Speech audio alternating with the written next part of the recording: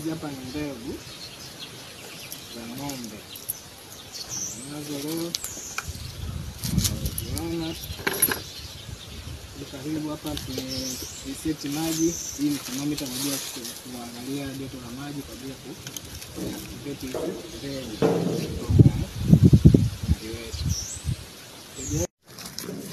Leo siku nyingine tunakwenda kuhimilisha ng'ombe aina Asia, ambaye Asia ni ng'ombe ambaye anahimili mazingira ya baridi pamoja na joto, lakini pia kwenye masuala ya magonjwa ni ng'ombe ambaye anavumilia sana upande wa magonjwa.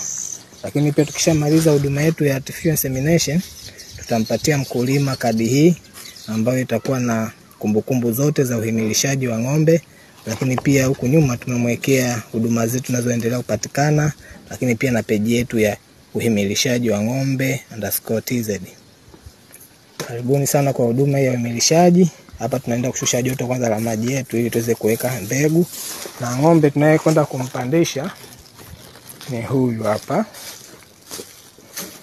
Ni cross ya kienyeji na Friesian, lakini tutakwenda kumpatia mbegu ya Asia. Ni ng'ombe namba 44. Huyu anaitwa nani?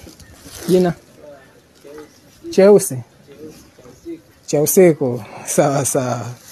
Haya. Huyu mwingine ni Friesian, alishazaa.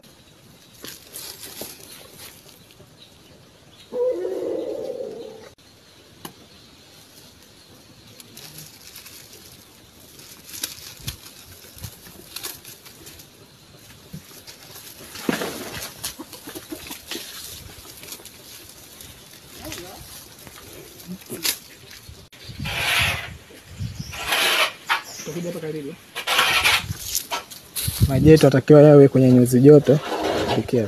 Yatakiwa yawe kwenye nyuzi joto kuanzia 35 mpaka 37. Hapa nyuzi joto iko 36.8. Tunaweza sasa kuingiza mbegu yetu hapa.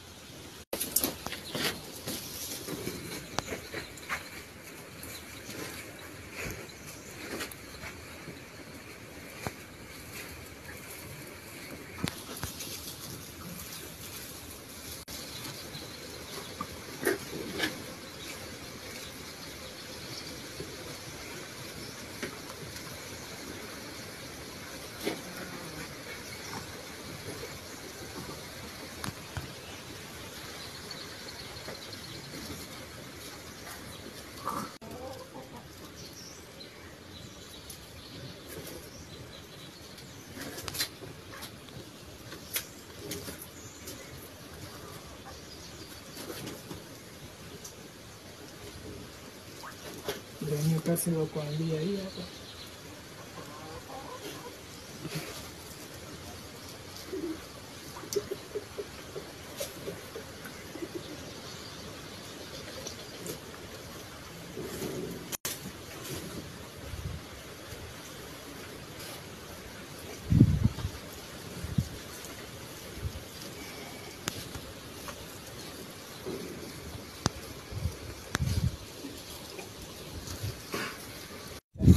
Baada ya kumaliza kupandisha, tunakuja kuweka rekodi ya mbegu kwenye ile kadi yetu.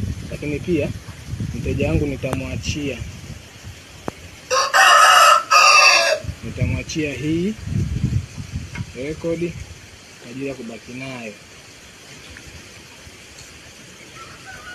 Kama unavyoona hii hapa, hii mbegu inaitwa Asia.